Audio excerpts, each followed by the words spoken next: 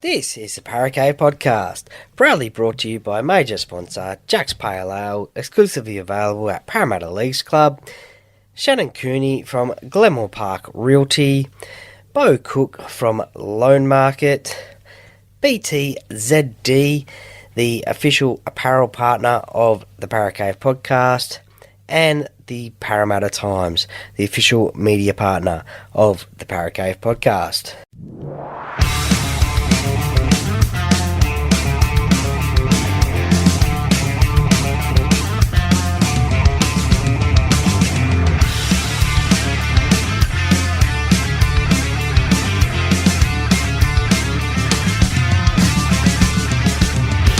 Welcome to another episode of the Paracave Podcast. And now over to your host, Troy Warner, broadcasting live from the world-famous Paracave.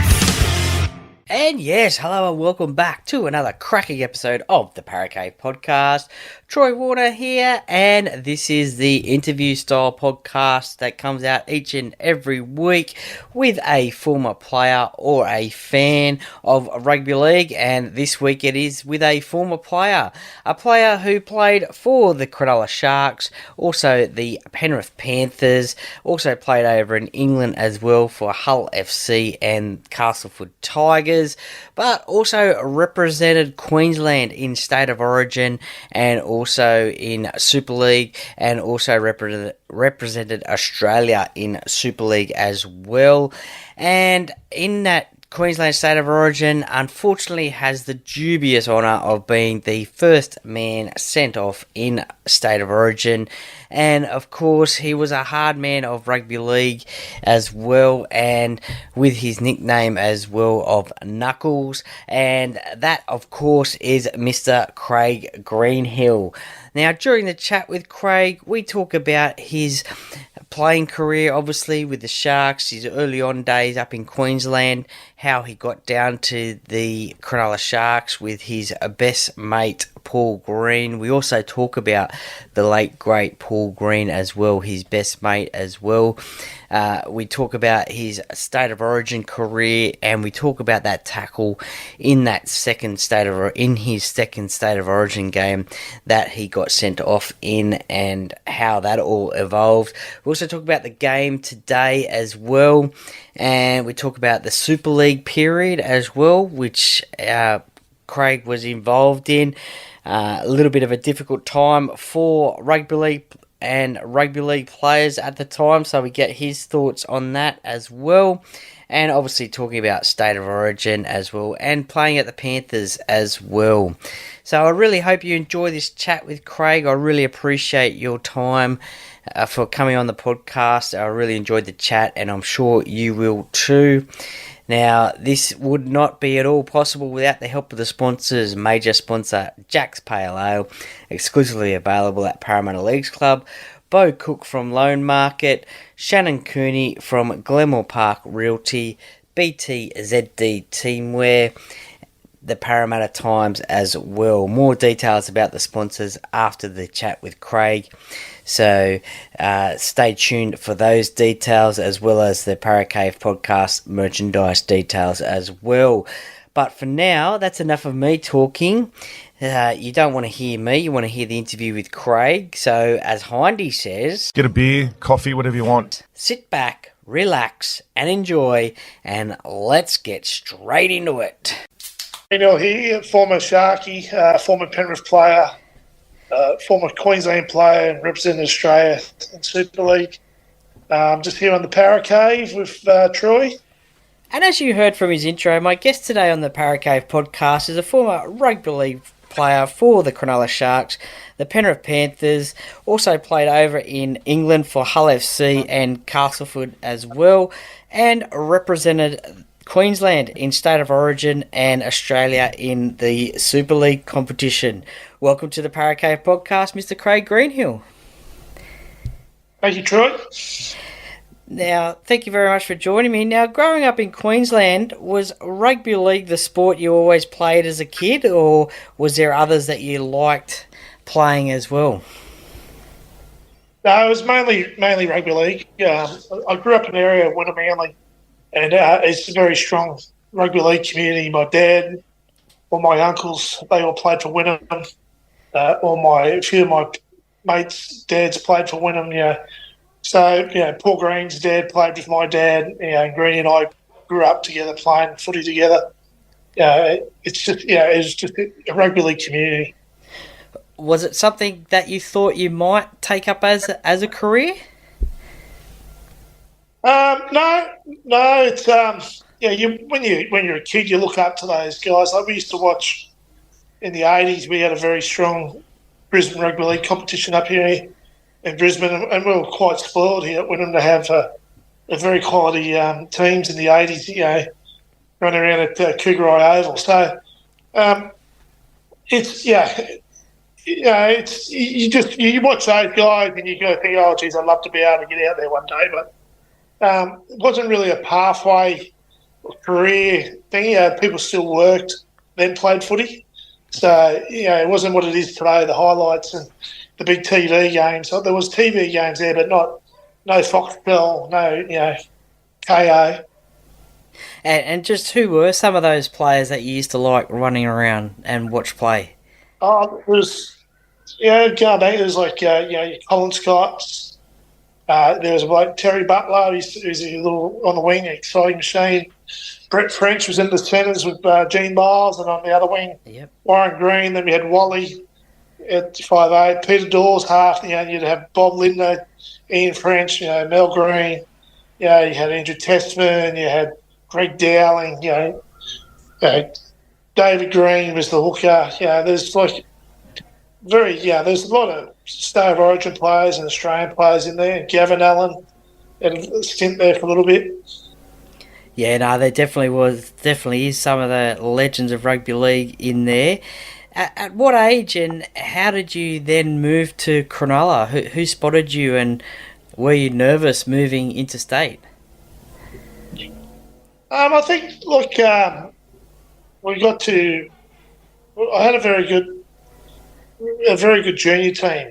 There's a few of us that went down to NRL, and we had a very good age group. There's a lot of guys from my age group that went down to NRL. Like Jason Community, there's guys like Alan Whelan. There's a few of us that went down there from that age group. So a lot of us were playing Queensland Cup at a young age. Yep.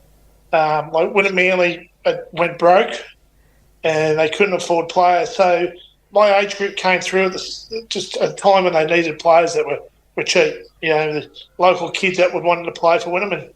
And we had a good year that year. We made the semis after they came. Wooden spoon 2 or 3 years in a row. So we made the semis, and they got a bit of attention. I just got a phone call from a mate of mine, actually, Brad Nanny, had 1 year at Parramatta. Okay. He kept telling me to write a letter, and I wrote a letter there was a back page of the Courier Mail of Artie Beetson saying, I'm looking for forwards for Cronulla, and I wrote a letter, and I forgot all about the letter, and I know a month later, 2 months later, I got a phone call from Artie Beetson for come down for a train and trial. Yeah, wow, you wouldn't hear about that these days, that's for sure, writing a letter to a club for recruitment. What was your first impressions of talking to the great Arthur Beetson over the phone? Oh, I told him to get stuck. I told him to get fucked because I thought it was Steve Plath, who I played with at the time. Did he ring back? I did. I said, get fucked, Plathy. What you joke? Because he used to ring you at work and pretend to be a journalist or something like that to get you on the phone. And I said, you're playing. And he said, I'll bring back this number. And I rang back this number and I went to Cronulla Sharks. I went, oh, shit. I went, I said, Arthur Beetson? And they said, Craig Greenhill. I said, yes. They said, put you through. And I went, oh, okay, this is a bit... I had to apologise to the big man, and he had a bit of a chuff. He understood. How was that first face-to-face meeting then with Arthur? Oh, it was good. Well, I flew down on a Friday, and we played a trial match first thing on the Saturday. And I hadn't met Artie I played about 10 or 15 minutes of the trial match, and someone's ran on and said, mate, you're getting hooked, come off. And I went over, and Artie just said, yep, you signed. And that was the first time I met him. So it's a good introduction. Yeah, no, definitely great stories. What do you remember about your first grade debut for the Sharks against the arch rivals, the Dragons, in round 2 at Cogra? What's a standout memory? Oh, I just remember I just couldn't get enough oxygen in my lungs. Like I think I got on with 10 minutes before half time, and I just remember Les Davison just kept telling me, do a hit up. So I was doing, kept doing hit ups, fresh legs on the field, obviously. And I just remember going in at half time after 10 minutes, my lungs were stinging, just couldn't get enough oxygen. I thought, holy dillies, this is a bit different to reserve grade. Yeah, no, that's for sure. You mentioned Les Davidson there. What was it like playing alongside those experienced heads like Les and Andrew Eddingshausen, but also playing with that young brigade as well, the Matt Rogers, David Peachy, and Adam Ritson? Well, we all came through the lower grades, the younger guys. I was there 2 years, and I played a lot of the guys with 20s, and I played reserve grade in 94. We both won both grand finals. A very tight-knit bunch of guys. I had the house that everyone used to crash at. Okay. There's about 4 of us that was playing at Cronulla lower grades that shared a house, and it was pretty much like a community house. You'd come home on a Friday, and guys like Matt Rogers and all them would be all over your couches and living there for the weekend. But it was good. We had Les Davidson, but you also had Danny Lee. And there's a couple of guys like there's a bloke like Dave Borton, and he was pretty tough, Dave. He'd protect you on the field. There's a couple of older guys. Robbie Kearns was still there, so they were good. So they helped you, train, and they push you to train. They tell you, if you're not pushing it hard enough, but also on the field, they gave you, they were very good security blankets, especially Les, and Danny Lee. Danny Lee was he was a big engine room for us, go forward, And then, obviously our forward pack was very competitive to get in the team. But between Rhino, myself, and Nathan Long, then Marty Lang came down later, and also Steve-O. It was very competitive. It was a good pack. It was a great time. Yeah, definitely. Form in your debut year and that of early 96 saw you selected for Queensland, which is no doubt every kid's dream to pull on that maroon jersey. How did you find out that you'd been selected, and who told you? Who did you tell first? I was at the community house. I used to live at Cronulla. It was a Sunday night, and I just remember walking past the TV, and one of the boys it came up, and I read it, and my name was number 17 at the bottom, and I think 2 of my mates I grew up with, I've already mentioned Paul Green, but another mate of mine, I played footy as a kid growing up. One of my best mates is a bloke named Adam Marr. And then Greeny and Adam, both at Cronulla at the time. Adam, them two have pulled up, front yard, carton of beer, and we went to the Northies that night, to celebrate. So. Nice. Now, the team the year earlier won the series 3-0, which after all the experts and fans thought couldn't happen, they wrote off the Queensland side. But in 96, could you believe that you were in that star-studded side and under the coaching of Paul Vaughton? Yeah, it was a shock. A few people were in your ear, saying you're a chance. I never really listened to them because, what they did the year before. So you get in there, it's a real eye-opener. It's big up here in Queensland. Like New South Wales, I'm sure they have their version of how, but it was great. It was like funny, like you go in there, there's guys you're watching on TV as a kid just a couple of years earlier, and then next thing you're in the squad with them, or you're getting coached by them. There's like rugby league legends who are part of the coaching staff, but also guys there, Tosser there coming up to you, just grabbing you, looking after you, taking you straight underneath his wing. He was a legend like that in camps. So it was great. Choppy was our manager, and he gives you a big bear hug and grabs you and tells you how good to be a Queenslander. Yeah, I had Choppy on the podcast a few months ago. Great bloke. Is there a standout Fatty Vaughton, or choppy close story that stands out for you? Oh, well, Choppy used to make sure we all got to bed. So he'd be, as we all came home drunk from the bonding sessions, I remember sharing KFC with him in the hallway on the way home. No,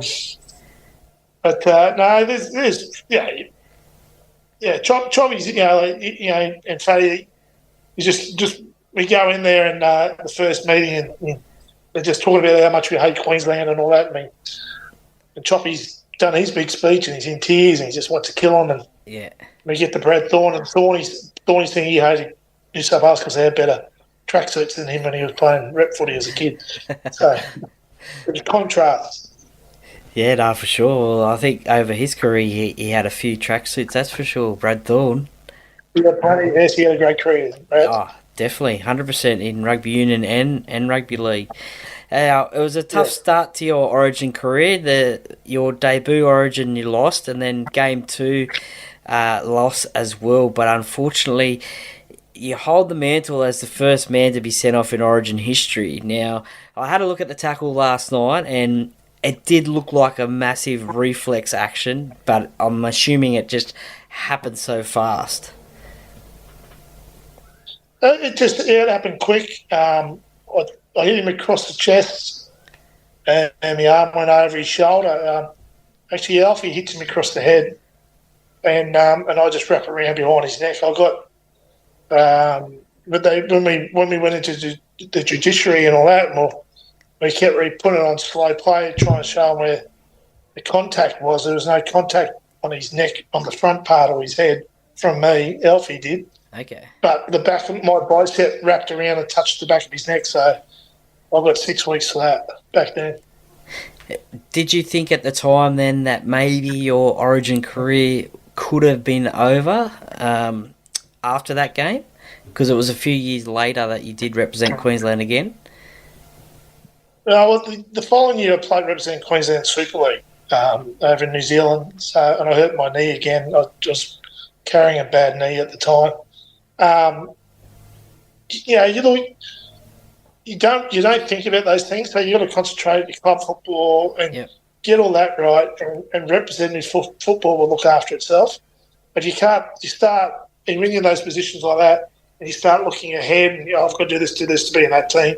You're not doing your job at club level, and then you won't get picked. It stands out to the selectors. They're not silly. They'll see that, and so they're looking for form to go into an Origin. So you just got to concentrate on club footy, and worry about that other stuff. That looks after itself. If you're playing good footy on the field and all that, all that other stuff will look after itself. Yeah, for sure. Well, your last Origin game was in 2000, and it's the infamous hand grenade game, I think, with Brian Fletcher. Do you really think that motivated the Queenslanders for the year after? Brian definitely. I think we were pretty embarrassed in that game, and I think coming back the year later, the boys were very determined. They had some young kids. They blooded the other young guys, new era, and they went out. They did the job. They got the series back. Alfie came back from overseas. It was great. As a Queensland, you still want to see, everyone, even if someone's in your position, you still want to see them do great. That's the thing about being for Queensland. And what is your favourite State of Origin memory, either on the field or off it? Is there anything that stands out for you? Oh, just it was my first Origin. It was just a moment where I've just got on the field and there was a loose ball defending a line, and I just dived on the ball, and the crowd, the Queensland crowd was at Lane Park. It went berserk, and I just remember it's just the sound was that loud and all that we got the ball back. It vibrates up your skin, and that's what made Lane Park, playing there at Lane Park special, is that noise.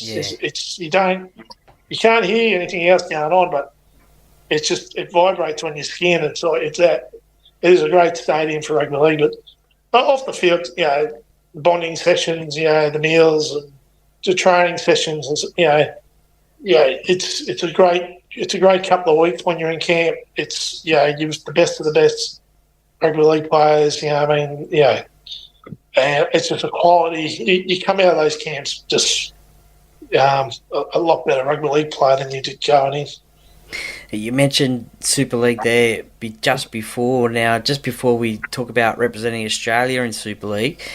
That Super League period sort of was about 95, 96. Was that a difficult time for yourself personally? Because a lot of people lost friendships during that time and didn't know whether to sign with Super League or the ARL. A lot of people that I've spoken to during that time, that played during that time, have said that they just wanted to stay with their mates and play footy at the club that they were at. That's why they made that decision. What was it like for yourself? That was most of us at Cronulla. That's what we felt. None of us wanted to leave Cronulla at the time. And this is and what you just said, what other people have been saying about from that time, is that it wasn't the players, and this is the big thing about the Super League thing. The players copped a lot of the rap about the money and stuff like that. Yeah. But it wasn't the players that put the money on the table. It was the administrators. Yeah. You know what I mean? It was the administrators of the game. It was the CEOs. It was the coaching staffs. It was all those people. It was people in the TV. They're the ones who put the money on the table. And they didn't put the money on the table because they were generous and they want to give it away. They did it because they wanted that product on TV. And we were just all caught up in it. And most of us all wanted to play just the club there. Like I remember Aaron Rapes. He's a big part of our team at Cronulla, and he didn't want to go. He didn't want to leave, but he had to leave because his dad was in the ARL camp. So he went to Parramatta. And Adam Ritson. No, we didn't want Rideau to leave. Rideau was a freak of a player, but he went to Parramatta too. So, there's guys that came over us, like we had Jason Stevens come under us from St. George and that. But the majority of us, we had such a good culture at Cronulla at that time.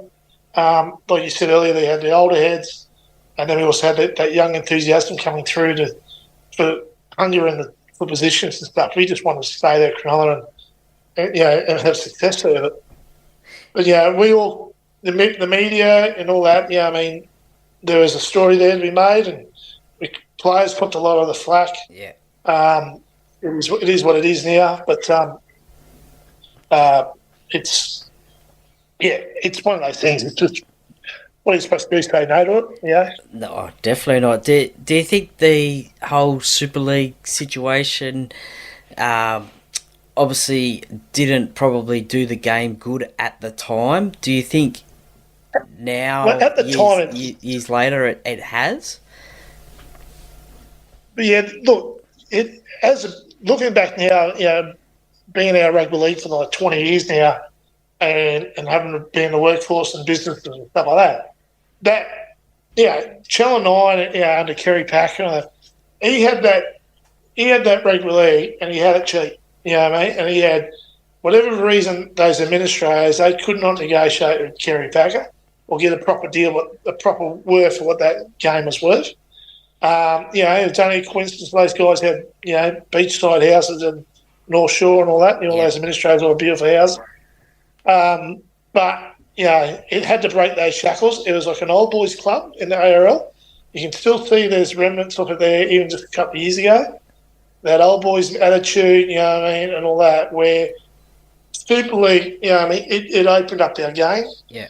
It opened up our audiences, It's such a great product for TV, and you can see why they still fight for it now. I remember talking to a bloke named Bill Crichton, who's Sanyo, he sponsored Penrith, and he talks about it. He's an AFL man, and he talked to me, explained to me one day, he said, rugby league is the best $1 in sponsorship because of the TV. The game is designed for TV. That's why our crowds are down. It's a better product to watch at home sometimes than go to a game live. Definitely. I agree with you. That's for sure there. Now, it must have been obviously a massive achievement and a great feeling to play for Australia in that Super League competition. Oh, yeah, it was. we had some great players in those teams. You know what I mean? So, went away to New Zealand, and we went over to England. I got to play at Wembley. You know what I mean? So that was good. Nice. I was 18th man each time, but Peach was on the trip. Peach and I would be out all week. We do all the training and that, but because we weren't playing, and I remember Brad Clyde would come up to me Thursday night and say, "Craig, you better start sobering up. My calf's not too good, or thigh. I think it was his thigh, maybe." And I'd have straight down the sauna and say, "Pete, stay away from me."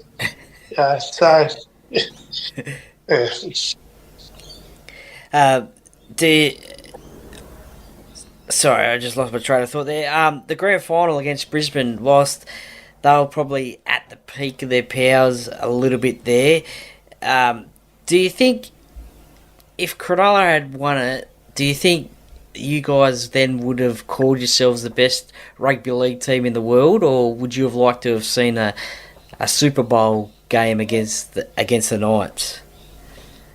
Oh, look, you can't really claim to be the best team in the world unless you beat the Knights. But look, they talk about the grand final, the Knights and Manly, but look, no one was going to touch the Broncos that year, even if if the competitions were combined. That team was a super team the Bronx had then. And they had that combination of the older guys who were in very good form, and Alfie and Kevy and all that, and they saw those young guys, and they had Lazo there, and then they had guys like Gordy and Webby, all those guys who were young and enthusiastic, just coming through, and Lockie was just really starting to come onto the scene at fullback, they were a super team, and they were very dominant, to the early 2000s with those guys. Why the change of clubs? Was that did you feel like you needed a change in your career, or were you forced out of Cronulla? Well, it's in '98 I broke my neck in round 2. Yeah.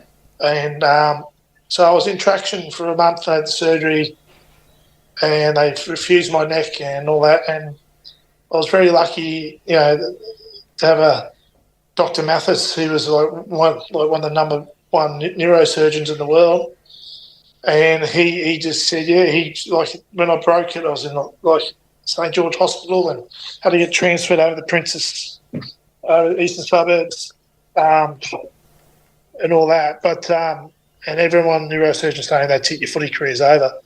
And all of a sudden, this doctor turned up Monday morning, and he had like a team of 8 doctors behind him, and he just said, "Yeah, do you want to play rugby league?" I said, "Oh, is it possible?" And he said, "Yeah, we can do it. We just got to do the surgery." He explained to me that, there's a 1 in 1,000 chance of being a quadriplegic. But not from the surgery, from anaesthetic. And he just said, and he said, "Well, wait till my vertebrae gets back in." They had to put me in traction to pull my vertebrae. It had popped out and got crushed. They had to pull that back into line, and then they fused it. And then, and then that same game, Greeny, he did his shoulder, so we were both out at the same time. Yeah, so same hospital? No, different hospitals. But the first time I could get out and walk out of my bed, Greeny turned up and he's there in his collar, and I'm there, and walking frame. Going down to the canteen to get a bottle of Coca-Cola. Now, unfortunately, we did lose Paul. I think was it last year or the year before? Last year, tragically. What are your best memories of Paul Green? Look, I've got a ton of memories of Paul. Like growing up as a young guy, we playing rep footy together, having a ring at him and giving him an inside zone, mate. I think he get called in the camp. Just remember his response to that. Like playing at Cronulla, he was such a great player to play with. I like playing with Paul because he used to be able to tell. He's a great organiser. Okay. So when you're in the middle, you're normally sucking for oxygen and you're thinking on your feet, and Greeny would give you directions, where to be, what to do and all that. So it took a load off you, if you're thinking. But Green and I used to go away. I think I explained to some mates at golf yesterday. We went to Cancun a couple of times. We went States. We went. Green and I, we did a lot of trips to Europe together. We had a lot of good times off the field. And, Did you ever get to play against him? when he was playing at Cowboys and he beat me too. He beat us too. We were on a winning streak and he beat us. So he keeps reminding me. But no, yes. Yeah, no, it's certainly great what the Cowboys and the Sharks are doing each and every time they play these days. Inviting the family down and the Paul Green medal awarded as well. It's certainly a great. He's certainly lost but never forgotten. That's for sure. Yeah. Now, also when you were at Penrith, like Cronulla, you had the experienced players like Big MG, Greg Alexander, and Steve Carter as well. But there was also youngsters as well coming through. What was the change like for you coming from the beaches to the greater west of Sydney, Penrith? In the off-season, when you're running, you've got to learn to breathe through your nose, because if you just breathe through your mouth, you'll just keep swallowing flies. Just remember, just coughing and choking up flies. You're sucked in, and you're doing it, and you're in this heat. The heat was horrendous, and you'd be in there training during the off-season. But MG was great. He's, MG's MG. What you see is what you get with MG. Yeah. And he's hilarious, and he's very loyal. He's great company. And he will do anything for you. He has that reputation, but being a bit loose, but he's not. He's just more passionate. He's a big passionate bear. Cardi was just a competitor. He just compete. But then Greg Alexander. When I got there, Greg was 36, and I saw him do things on the field at 36 that I haven't seen many footballers do since. He was a freak. He was a freak. What he could do, and he was the ultimate professional. Those guys, they led by example. They, no shortcuts. And that's why they all had such long careers. And a semi-final loss to Parramatta in 2000. What was the rivalry like playing Parramatta? I'm a massive Parramatta supporter, and I actually live in Penrith. So, trainer. What was it like playing against Parramatta? Is it more a rivalry between the fans or the players? No, it's that local derby, and I think everyone in every club. You look forward to those local derbies. There's something in it, and you train harder that week. You focus more. Your video sessions and all that dance. And it hurts when you lose. It does hurt. A lot more than it's. They're down the road. Back then, a lot of Penrith juniors were getting poached by Parramatta. So there was that rivalry. Big brother was. He was richer, was pinching more players. But, look, it's turned around now, all that stuff was getting put in place when Royce was there, when I was coaching. When I was playing there, Royce was coaching there, and there was a bunch of sponsors like Lou Savanovic, there was a bloke named Joey Bennett, there was Burnsy, Andrew Keane, those guys came and put money into it. To keep it, it's built from there, and those kids, and back then, some of those kids, that's all they had was rugby league to get out of, to have something in life, so you could see why they're so hungry. Was the St George Cronulla rivalry bigger than the Penrith Parramatta rivalry, or they're just completely different? They're different. They're different feels. St George Cronulla ones, the big brother, we've won grand finals, etc. They all that stuff. They had the St George guys used to think that their farts smell like roses. They did have a bit of an opinion about themselves, but and also especially their administrators, they thought they were almighty. but they're not that almighty at the moment. Yeah, they've been Australians, even though there's someone there that, they need to get, was it? Get rid of Douse or something? Yeah, oust the Doused, or I think that's... Oust the Douse, yeah. Something like that. But there was another rivalry that I don't think you got to play in, and that was over in England with the Hull FC and Hull KR. Are you disappointed you didn't get to play one of those? You got one game as a trial match, and I remember it was over at Hull KR, and we'll fly out the next day to Spain for a training camp, and we've got there, and the field was frozen, and we've got there. I remember watching the referees get out; they had their boots on, and they were checking the field. And I remember watching the referee in the touch just sliding across this grass, like on ice. And the boys going, it's going to be caught off. And I remember thinking, that's not going to get caught off, because when we were driving in, there was just people pouring in. I was thinking, they can't tell these people there's no game. There's a game. And I thought, because there was about 20,000 to a trial match. So, we won it. But it was one of those games where you had a bit of skin off you, but not because of the dirt, because of the ice. The ice, yeah. Well, they obviously take trial games just as seriously as competition games then. Well, it was funny because when I got over there, they call them friendlies over there, and you'd have these friendlies, but you play about 5 or 6 friendlies. Okay, they just used to dust off this. They dust off a trophy, you know what I mean? And you play like Wakefield in the second division, or you play, and every club in between, they'd have some trophy to play for. Yeah. Well, they'd just pull out. But I soon worked it out is that all the local boys were on match payments, but they didn't get paid for friendlies. So the more friendlies they could have, the more money the owners could get for the season. You know what I mean? The paper stuff. Yeah, yeah. So they didn't have to pay the players enough. They're paying your contracted money, but a lot of those local boys who were on match payments, I remember they used to whinge about it. They used to say, bloody hell, because they're a bit tight, the Poms.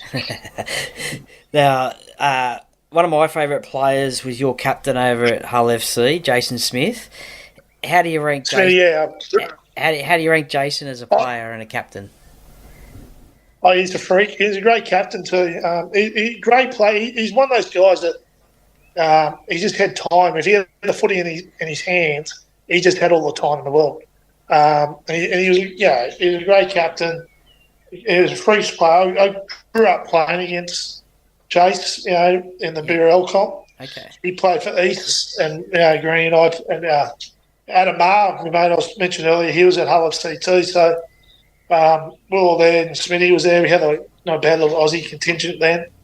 It was great. The fans were like, it's a great fan base. You know what I mean? Like, if you ever was to own a rugby league team, they're a team you'd seriously look at. Okay. They've got good rugby league knowledge. They've got some good junior clubs there in the British Rugby League comp. They also, there's a good framework there to build something. Good stadium, great fan base, and they love their rugby league there in Hull. Yeah, definitely. I know, talking to Peter Sterling, he always treasures his time that he spent at Hull FC, and he is amazed that after about 15 games or 20 games that he's in their Hall of Fame. Oh yeah, they love Peter. They still, they still rave about him. Like it's one of the things I think they have. I think the big argument who was better, him or Jace. You know what I mean? Oh really? So yeah, that's the big argument. Like Jason's name was God when we were there. So but look, Smithy was great. He's a great bloke. He's casual as, and he's just one of us. And he's always a beer and a smoke. He's happy. Yeah, that's it. Now, you retired after your English stint. Did you know at the time that it was time to retire from professional football then? I was in England, and I actually had some offers to play. I had an offer to go to Hull KR second division. Yeah, it wasn't. It was good. It was good. It was a good contract for second division, and I had an offer to go play rugby union in south of France. Okay. And I think when you're away and You just know. You just think. You just have a moment. And you go, no, I've got to go home. You know what I mean? And I could have dragged it out doing those things and all that, but look, I would have. The life after football would have just been putting it off and dragging it out, which I jumped in the deep end. And got into something. And what is that life after football? How's it treating you these days? And what are you up to? What's keeping you busy? I've got a concrete business with my brother. We do mainly civil, so we do highways and stuff. We try to get on them. We do a bit of council work for one of the local councils up here. We also got a couple of other things I've been working on. That's why it's been so hard for us to do this interview. Every time you want to do it, I'm at a meeting. Yep, that's okay. I was at a meeting today about one of them. So that's why it's been a bit difficult to make everything line up. And I've been away too, weekend stuff, hunters clubs this time of year, etc. Oh yeah, definitely with the Spring Carnival and the Melbourne Cup just around the corner. Now I've got a listener question from S. Sattler of the Gold Coast. Now Sattler, then I take Sattler's. I know Sattler. I'm assuming that's Scotty Sattler. That's Scotty Sattler. Yeah, and he said to ask you, how did you get the nickname Knuckles? Because my brother's nickname was at high school was we went Greenhill, then I went to Green Thumb, then I went to Green Finger, then I went to Fingers, and then I got called Knuckles because I was his older brother. Okay. He also said to ask, what about? I know where he's going in this. Yeah, where is he going? He's going to ask when John Buttigieg hit me and all that. No, he said to ask about when all the players would be at a lift on away trips, someone would push the alarm bell. Does that ring any bells? Which signified the... Oh, yeah, that was that. I hit... the boys' big thing was to hit the old bell and go ding, ding. And there'd be like the bell for a fight, and everyone started hitting each other in the ribs. And I hit our halfback. Matty, he's from Newcastle. Matty. Rodwell? He's from Newcastle. Yeah, Matty Rodwell. I might have accidentally hit him a little bit harder than I should have. And I think he had to play that game with a sore rib. And he let me know about it all year. But I trained with Sats. When I signed with Penrith, Sats signed with Penrith, and Sats and him and Nigel Roy. So I turned up looking a bit sloppy, and I got Sats at the six-pack. I got Nigel Roy. He's at the six-pack. No, not Nigel Roy. Nigel Plum? Nigel Gaffney. Oh, Gaffney. No, Nigel Gaffney. Yep. Gaffney. Them two six-packs, packs, everything. So Royce said, you guys got to train together. So Sats took the 6:30 time slot for weights. I'm thinking, oh, bloody hell, Sats. You know what I mean? Look, can we get something a bit decent at 9 o'clock? We're senior players, we can get that time slot. And then too, one of the early slot, had to get up early, had to sit around, wait for video sessions. Great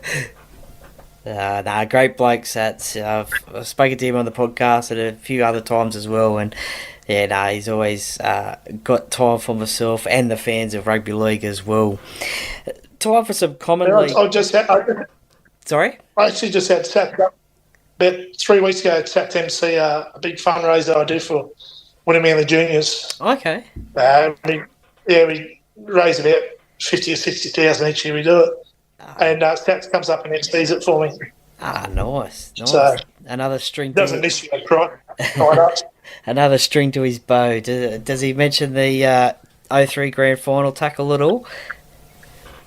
Oh yeah, he's got t-shirts made up. $10 a t-shirt.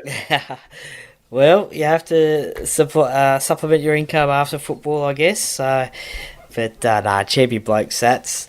Time for some common league questions. Do you have a favourite game that you played throughout your career? Is there one that stands out for yourself?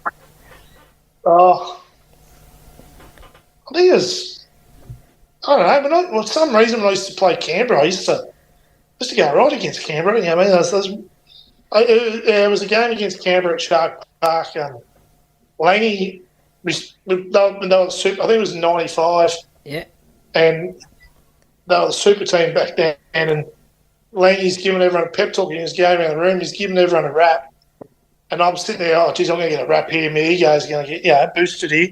And then Langy just absolutely tore shreds of me. Like, just give it to me. Okay. And then went to the next guy, and he was all nice and, cute to him. And everyone got a rap. And I just, it wasn't so bad about getting roused on, getting him getting up me. It's just that walking up the tunnel, that the boys just repeat everything he says for about 3 weeks and what he gives it to you. But I went out that game, got man of the match, and I think I scored my longest try. It was about 15 metres from the try line. Maybe a bit of reverse psychology to get you fired up and pumped up. I think he would get up me 2 or 3 times a year in front of the whole squad. But I taught, because I'm good mates with Marty Lang, we talk about it, we laugh about it. But I think he just knew I could take it and some guys couldn't. Yeah. So I'd normally respond. Yeah. Other than your home ground, did you have a favourite ground that you used to love playing at? Lane Park, obviously, that's I count as a home ground. I enjoyed playing at the SFS. I think that's one of the, I think it's one that back then, in that era, that was a good rugby league ground to play on. It was, crowd was close to you. Stadium Australia, we played there a bit, but doesn't feel the same as SFS. I'd like to see the footy games go back to SFS. I know the crowd's not as big, but I just think that atmosphere would, the SFS would be, and that's really that should be the home. It's right in the CBD, next to the Sydney cricket fields. It's SCG.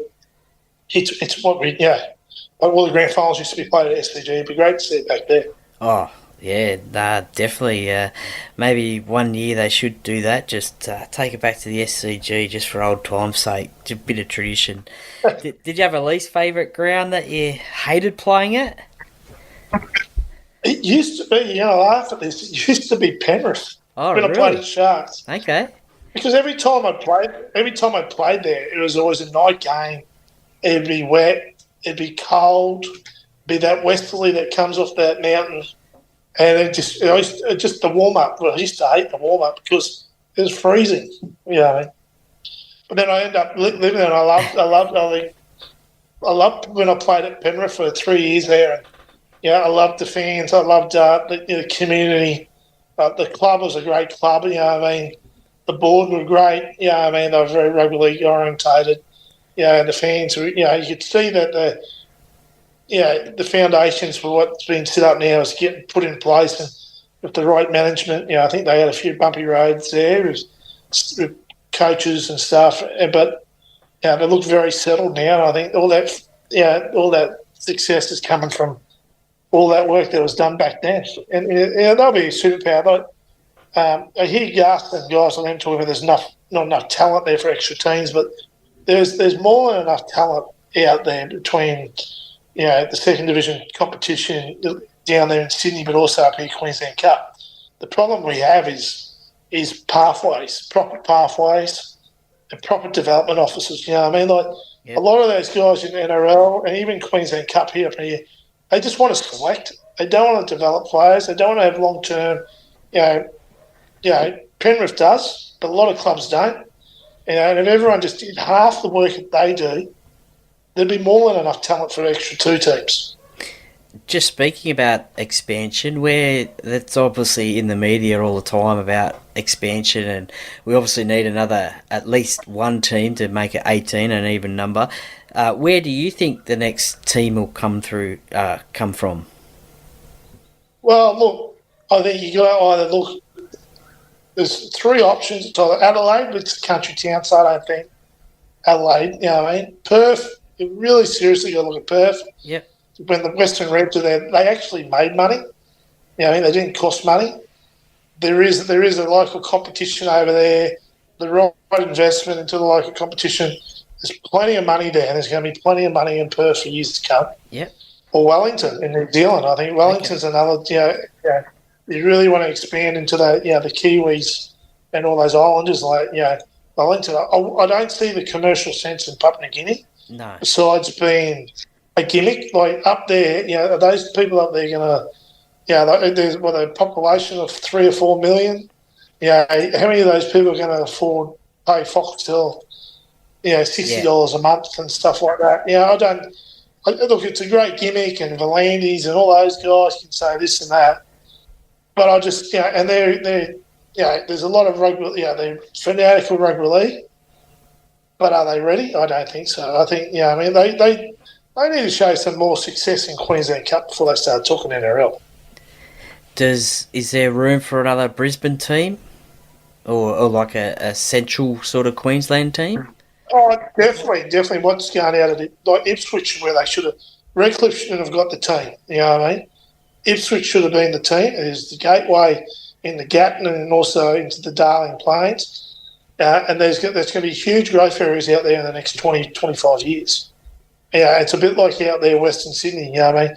Sport's going to dominate in those areas. Yeah. Not that like in a city and places like that where sports dies, a slow death as growth goes. Those areas like out there, Redcliffe's, like when you look at Redcliffe, like Storm come down and they've got Caboolture up. They're in that Sunshine Coast comp. Yeah. They've got Caboolture Bribey, they're closest to Redcliffe. The Broncos' traditional juniors feeder clubs is West Mitchie, North Aspley. They have a lot of kids come from the North now. Redcliffe signed North up. Okay. But that's all Broncos area. That's all Broncos development there, Yeah. Redcliffe are kind of, they've got good junior base and all that, but not as big as what you'd think. Where Ipswich was like, it would have been another Penrith, Okay. There's a good ground. The state government should have come in and said, we'll build a 25,000 seat stadium with the option to build up another 15,000 down the track at the showgrounds where they play. Yep. Across the road, just across the road, there's plenty of parking there. Build parking spaces. Across the road is the Ipswich Jets Leagues Club that would have flourished if they would have had the team there. There's a lot of money out at Penrith through the defence contracts at Amberley Air Force Base. Yep. And in the building game and all that, they are just building satellite city after satellite city out there in the next 10 to 15 years. Oh. It's going to be a huge growth area, and also the Darling Downs.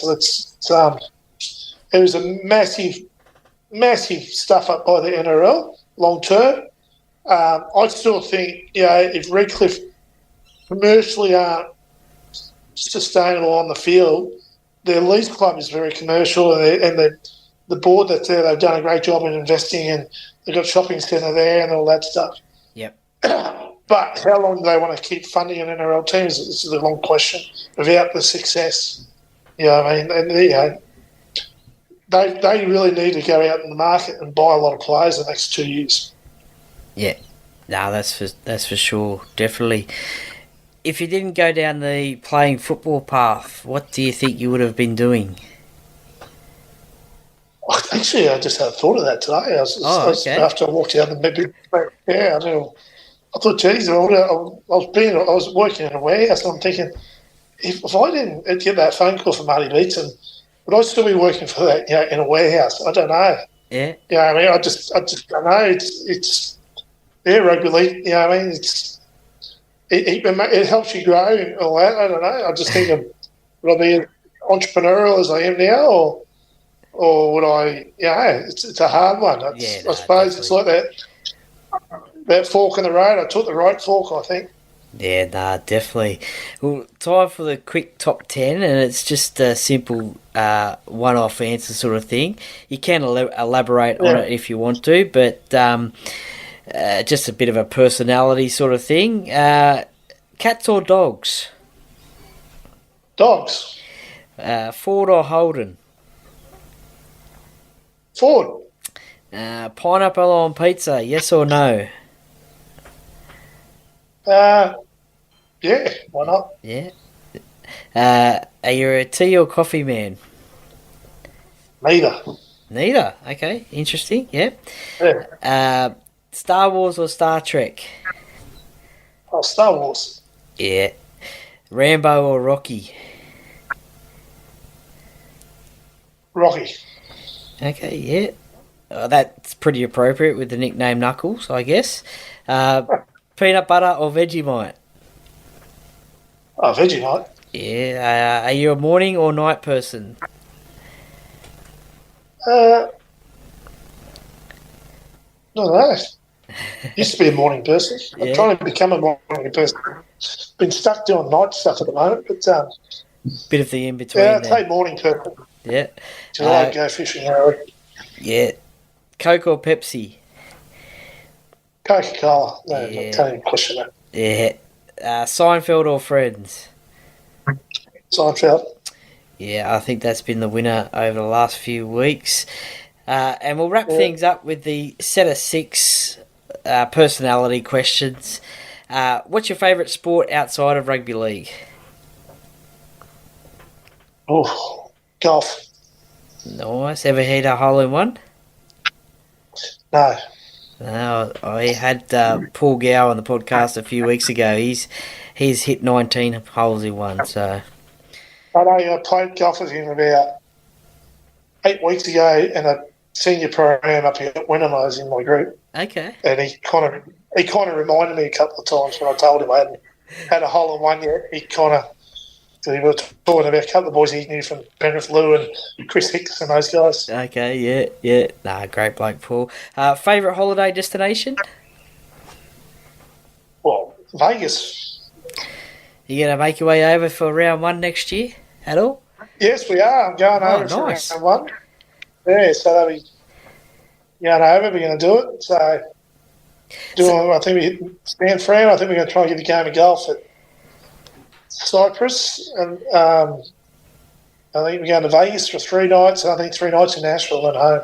Nice. So just quickly, what's your thoughts on the sort of taking the rugby league over to America and sort of breaking into that market? Look, I think in the past we've done it and it really hasn't paid off. But I think the success of Origin over the last 20 years, there is a bit of an understanding now over there of rugby league, and they've got rugby league teams there now. Okay, yeah, and all that. So there's a bit more of an understanding of what the game is now over there. Not on a huge scale, but I think I can understand what they're doing it for the gambling. You know what I mean? There's like when you go over to America and you go to Vegas, all they do is they just watch sports. Yeah. They just watch sports. You know what I mean? There's not much on. It's like in England. Yeah. Rugby league should be a lot stronger over there because it's the only thing on in the summer. Okay, you know what I mean? Yeah, it certainly will be interesting to watch. Who would be the most famous person you'd love to meet? I don't know. I never thought of it. Yeah, it doesn't really. I don't know. Yeah. I never really thought about it. I'm really worried about that. Yeah. Nah, that's fine. Which 3 former players wouldn't you want to be stuck on a deserted island with, and why? Oh, that's because he got no survival skills. Matty Rogers, because he'd try and take you to the tribunal, whatever, the survivor. But I don't know, what did you say, 3? Yeah, if you've got another one. Oh, Gowie, just annoying. He's a pest. Fair enough. What's your specialty in the kitchen or on the barbecue? Oh, barbecue steak. In the kitchen, I don't do bad pastas now. Okay. Yeah. Nice. And the last one, who's your favourite musician or band to listen to? It's Bruce Springsteen. Oh, nice. His name comes up a lot. Just trying to think who it was the other week that said Bruce, but I'm a massive Bruce fan as well. What's your favourite Bruce Springsteen song? Badlands. Yeah, good one, good one. He announced some North America and Europe tours. I think next year. I'm hoping Has he's he? going to come out to Ooh. Australia soon. There's been I'd too love to go long. see him in New York. Yeah, no I'd love worry. to go see him in New I'll York. flick you the dates when he's over there. Well, Craig Greenhill, thank you very much for joining me today on the Para Cave podcast. A player that I watched play his career growing up watching rugby league, and if I'm ever in Brisbane, I'll shoot you a message and hope we can catch up and say good day. But thank you very much for joining me today on the Para Cave podcast. That's okay, Troy. How you going, mate? Are you a Para Cave podcast listener? I am, bro. It's a great podcast. Everyone tune in. Go Para. Well, welcome back, and thank you for listening with my interview with Craig Greenhill. I hope you really enjoyed it. There were some great stories there, and great to hear his thoughts on his career in rugby league and also the game today. And as I said in the intro, I really appreciate your time, Craig. Thank you very much for coming on the Para Cave podcast for a chat about your life in rugby league, and as I said, hope to catch up one day if I'm up in Brisbane as well. So thank you very much, and thank you for you, the listener, for listening to the interview. And if you enjoyed that, please share it with your family and friends, and please subscribe to the podcast if you haven't already. The more subscribers, the more content I can put out as well. So I really appreciate that, and it would mean the world to me. It would be the biggest thing for me to get more subscribers to the podcast and get that word of rugby league out there. Now, of course, this wouldn't be all possible without the help and support of the sponsors of the podcast. Major sponsor Jack's Pale Ale, exclusively available at Parramatta Leagues Club in the club shop. Beau Cook from Loan Market, your local Penrith mortgage expert, and with interest rates going up, no better time to contact Beau on 0401 213 236. Get in contact with him and his team and see what Beau and his team can do for you. Let him know that you heard it here on the Para Cave podcast as well. As I said, with interest rates going up, no better time to contact him. Shannon Cooney from Glenmore Park Realty as well. Shannon is a great bloke, a great rugby league supporter as well. But if you are thinking of selling or buying in the Glenmore Park area or the suburbs in the Penrith LGA, then contact a 5-star real estate agent, Shannon, on 0421 588 445. BTZD Teamwear, the official clothing sponsor of the podcast. Check their range out at www.btzd.com.au. See what they can do for you and your sports team. Thank you very much to all the sponsors of the podcast. I really appreciate your support. It makes the podcast, helps the podcast grow and bring you more quality entertainment each and every week. Now, a quick shout out to Jamie Galea, who provided me with the beginning music and the outgoing music of the podcast each and every week. Now, he is part of a band called Rough Diamond, and this Saturday, if you are in and around the Penrith area, then head to Penrith RSL and you'll be able to see him and his band Rough Diamond at Penrith RSL Saturday, November 11, 9 p.m. till late. So check out that sort of music if you enjoy the music that he's provided here on the podcast. So a little bit of a shout out for Jamie and his band Rough Diamond as well. So check that one out. That's the 11th of November at Penrith RSL. So check that one out. Check the Penrith RSL website for details. Now, the Paracave Podcast merchandise, $10 a hat, plus postage and handling. Just send me a message on social media and we'll get that one arranged out for you. A great Secret Santa present to get that Paracave Podcast name out. And also, as I said, nice and cheap for a Secret Santa present. Perfect. $10 plus postage and handling. Can't go wrong.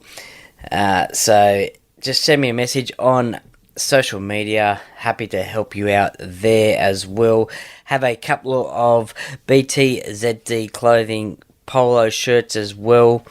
Just message me on social media as well again, and I will give you the details on those ones. Just $25 each, plus postage and handling. So once these ones are gone, I'll arrange for some more in some bigger sizes as well. So please message me on social media. It would be helping out this the podcast. I really appreciate BTZD clothing for the podcast shirts. You'll see me in videos wearing them here and there and everywhere, as well as the hats as well. So thank you very much for those. Now, there's a couple of more weeks of the podcast to go, basically with the interview style podcast. And as there is no more Rugby League on at the moment, with the Pacific Championships finishing up, and congratulations to the New Zealand Kiwis for winning the Pacific Championships, and also the PNG Kumals for winning the Pacific Bowl as well. So there will be a podcast coming out in a couple of weeks' time with a draw reaction. So the NRL draw for 2024 will be coming out in November sometime. So there will be a podcast coming out about that one. So stay tuned for that one. But there will be the one interview style podcast for another couple of weeks coming out each and every Thursday as well, with a former player or fan as well. Trying to get some current players on the podcast as well. Could be a good time being the off season, but also mostly former players and fans. So stay tuned for those ones, and thank you very much for listening. I really appreciate it. Thank you very much for your support. If you could share it with your family and friends and subscribe, that'd be even better. So thank you for that as well. So that's enough of me talking. You don't want to hear my voice. Thank you very much for listening once again. Have a great week as best you can. Don't forget to stay tuned to the socials to see what's coming up, and also some interesting little bits from the podcast each and every week, both on Instagram and Facebook. Please follow those ones. But to sign off the show, and as I always say, the Paracave Podcast, by the fan, for the fans. Go Para!